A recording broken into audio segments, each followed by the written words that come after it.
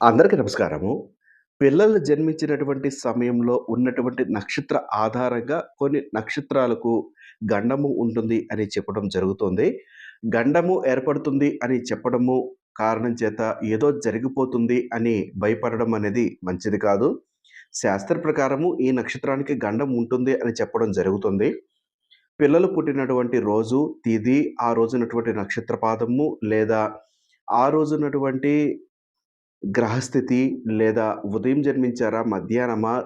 సాయంత్రమా? రాత్రి సమయమా? అన్నది ఉంటుంది. వారి జన్మ జాతక చక్రంలో వాళ్ళు ఆయుస్థానము కానీ, తండ్రి స్థానము కానీ, తల్లి స్థానము కానీ, ధనస్థానము, వ్యయస్థానము, లాభస్థానము ఇటువంటి స్థానములకు సంబంధించినటువంటి విషయాలు అన్నిటిని కూడా జోడించి చూసిన పిదప మాత్రమే పలానా గండము ఉంటుంది అని నిర్ధారణ చేసుకోవాలి.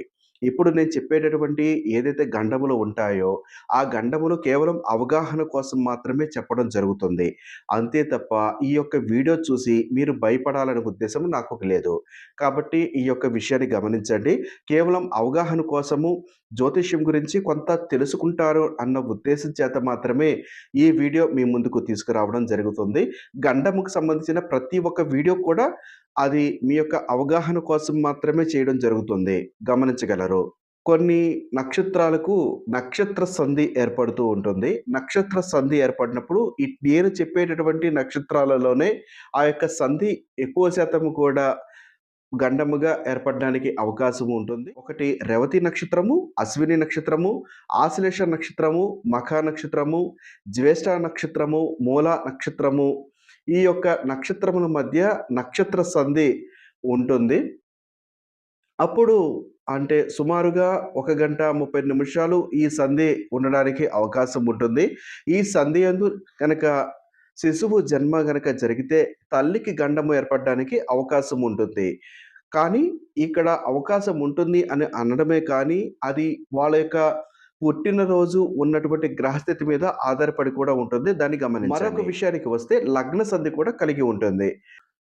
మీనము, మేష లగ్నముల యందు, కర్కాటకము, సింహము లగ్నము యందు, వృశ్చిక, ధనుసుల యొక్క యందు జన్మ జరిగినప్పుడు లగ్న సంధి ఏర్పడడానికి అవకాశం ఉంటుంది.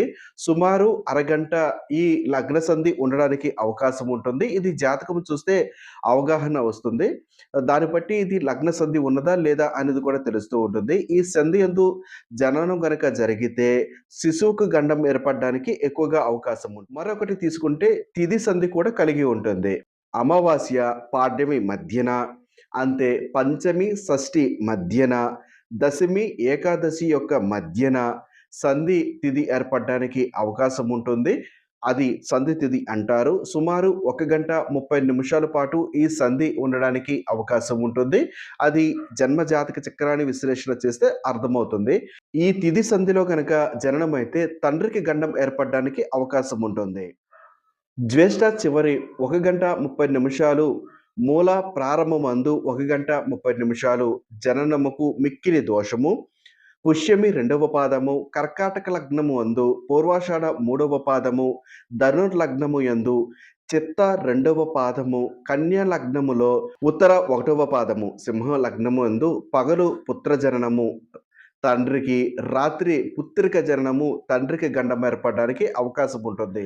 ఇప్పుడు వరకు చెప్పినటువంటి నక్షత్రాలలో ఏ నక్షత్రంలో సంధి ఏర్పడినా, ఏ నక్షత్రంలో ఏ భాగంలో గనక ఈ దోషం ఏర్పడితే ఖచ్చితంగా శాంతులు చేపించుకోవడము ముఖ్యము.